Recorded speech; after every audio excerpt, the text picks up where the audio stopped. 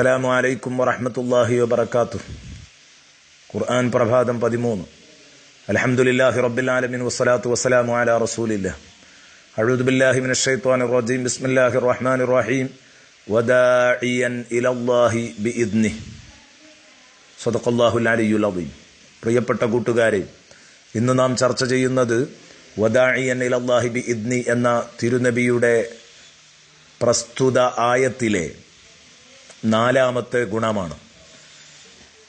അതായത് അള്ളാഹുവിൻ്റെ മാർഗത്തിലേക്ക് ജനങ്ങളെ അള്ളാഹുവിൻ്റെ അനുമതിയോടുകൂടെ ക്ഷണിക്കുന്നയാളായിട്ടാണ് മുത്തുനബിയെ നാം പറഞ്ഞയച്ചത് എന്ന് അള്ളാഹു പറയുന്നു.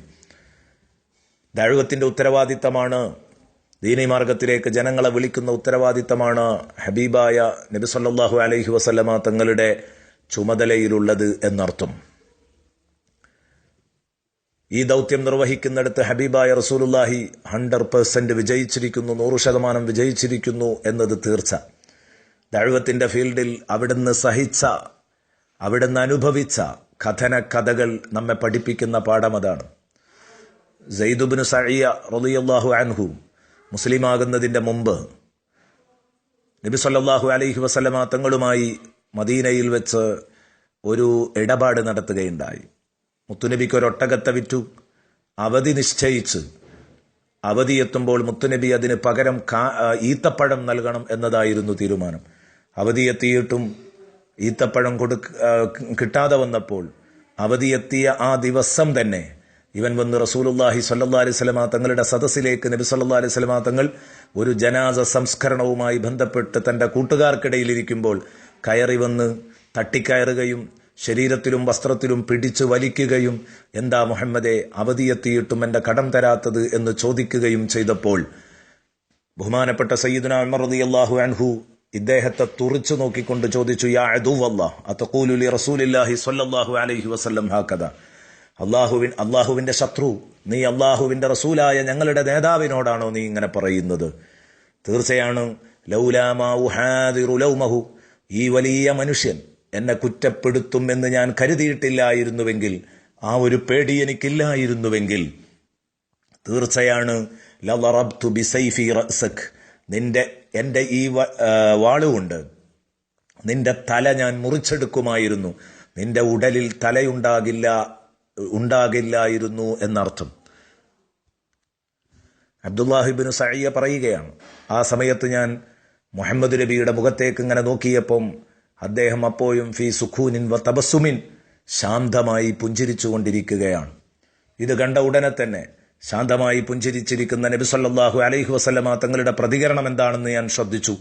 അപ്പോൾ അവിടുന്ന് പറയുന്നത് വല്ലാത്തൊരു വാക്കായിരുന്നു, ഉമറെ, തീർച്ചയായും ഞാനും ഇദ്ദേഹവും ആവശ്യപ്പെടുന്നത്, ഞങ്ങൾ അർഹിക്കുന്നത് നിങ്ങൾ ഈ പറഞ്ഞതല്ല. നീ അദ്ദേഹത്തിന്റെ തലയെടുക്കുകയല്ല വേണ്ടത്, എന്റെ പക്ഷത്തു നിന്ന് ഇങ്ങനെ സംസാരിക്കുകയുമല്ല വേണ്ടത്. തീർച്ചയായിട്ടും എന്നോടും അദ്ദേഹത്തോടും പറയാൻ അർഹതപ്പെട്ട ചില സംഗതികളുണ്ട്. തീർച്ചയായും പറയൂ ഉമറേ, തഅ്മുറുനി ബിഹുസ്നിൽ അദാ വതഅ്മുറുഹു ബിഹുസ്നി തിബാ. എന്നോട് കടം വാങ്ങിയാൽ നല്ല നിലക്ക് തിരിച്ചു വീട്ടണമെന്നും സമയമെത്തുന്നതിന്റെ മുമ്പ് തന്നെ അത് കൊടുക്കാൻ ശ്രമിക്കണമെന്നും, അതേസമയം കിട്ടാനുള്ള പണമാണെങ്കിലും ചോദിക്കുന്നതിന് ഒരു മര്യാദയും കോലവുമൊക്കെയുണ്ട് എന്ന് അദ്ദേഹത്തിനും പറഞ്ഞു കൊടുക്കണം. രണ്ടാളെയും നീ പറഞ്ഞുപദേശിക്കണമെന്ന് പറഞ്ഞ് നബി സല്ലല്ലാഹു അലൈഹി വസല്ലമ തങ്ങൾ അതാ പറയുന്നു, തന്റെ സ്വന്തത്തെ വിചാരണ ചെയ്യാൻ ഈ ജനങ്ങൾക്കിടയിൽ നിന്ന് ഒരു പ്രയാസവുമില്ലാതെ പറഞ്ഞപ്പോൾ സയ്യിദ് അത്ഭുതപ്പെട്ടു പോവുകയാണ്. ഇതെന്തൊരു മനുഷ്യനാണ്. റളിയല്ലാഹുവിന് സയ്യിദിനെ വിളിച്ചിട്ട് പറഞ്ഞു, സയ്യിദേ, ഇദ്ദേഹത്തെ കൊണ്ടുപോയി നിങ്ങൾ ഇദ്ദേഹത്തിന്റെ കടം വീട്ടണം.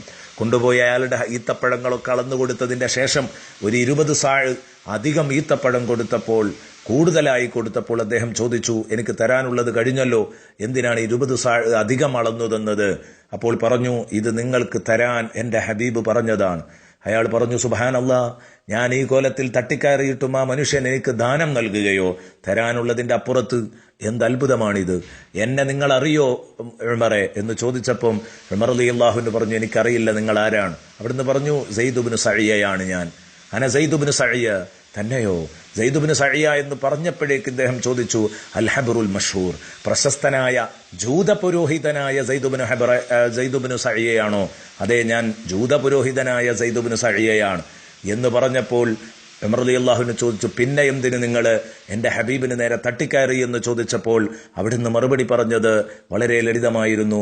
ഉമറെ, ഞാൻ ആദ്യ നോട്ടത്തിൽ തന്നെ നിങ്ങളുടെ മുത്തുനബിയുടെ മുഖത്ത് നുബൂവത്തിന്റെ മുഴുവൻ അടയാളങ്ങളും വായിച്ചെടുത്തിരുന്നു. അതിൽ 2 എനിക്ക് മനസ്സിലാകാതെ കിടന്നിരുന്നു. അത് മനസ്സിലാക്കാനുള്ള അവസരം നോക്കി നടക്കുകയായിരുന്നു. ഒന്ന്, യസ്ബിഖു ഇൽമുഹു ജഹ്ലഹു, അദ്ദേഹത്തിന്റെ വിവരക്കേടിനെ അദ്ദേഹത്തിന്റെ സഹിഷ്ണുത തോൽപ്പിക്കുമെന്നതായിരുന്നു. രണ്ടാമത്തേത്, വലാ യസീദു ഷിദ്ദത്തുൽ ജഹ്ലി അലൈഹി ഇല്ലാ ഇൽമ, ഒരാൾ അദ്ദേഹത്തിന്റെ അടുത്ത് വന്ന് എത്രത്തോളം ചീച്ചിലാകുന്നോ അത്രത്തോളം അയാൾ മാന്യനാകുമെന്ന രണ്ടാമത്തെ ഒരു ഗുണം. അത് രണ്ടും കാണാൻ എനിക്ക് സാധിച്ചു.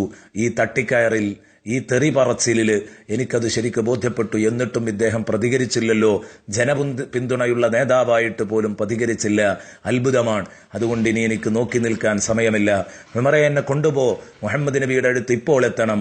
മുഹമ്മദുർ റസൂലുള്ളാഹിയുടെ അടുത്ത് അവർ വരുന്നു. ബഹുമാനപ്പെട്ട റസൂലുള്ളാഹിയുടെ കൈ പിടിച്ചുകൊണ്ട് ആ മനുഷ്യൻ അഷ്ഹദു അല്ലാ ഇലാഹ ഇല്ലല്ലാഹ് വ അഷ്ഹദു അന്ന മുഹമ്മദർ റസൂലുള്ളാഹ് ചൊല്ലി എല്ലാ യുദ്ധങ്ങളിലും നബിതങ്ങളോടൊപ്പം പങ്കെടുത്തു. ഗസ്വത്ത് യുദ്ധവർഷത്തിൽ അദ്ദേഹം വഫാത്താവുകയും ചെയ്തു. ഇതുപോലെയാണ് നബി സല്ലല്ലാഹു അലൈഹി വസല്ലമ തങ്ങളുടെ ദഅവത്തിന്റെ അവസ്ഥ എന്ന് നാം മനസ്സിലാക്കേണ്ടതുണ്ട്. അല്ലാഹു റബ്ബുൽ ഇസ്സത്ത് തിരുനബിയുടെ ദഅവത്തിന് ഉത്തരം നൽകുന്ന നല്ല കൂട്ടത്തിൽ അല്ലാഹു നമ്മെ ഉൾപ്പെടുത്തട്ടെ. ആമീൻ.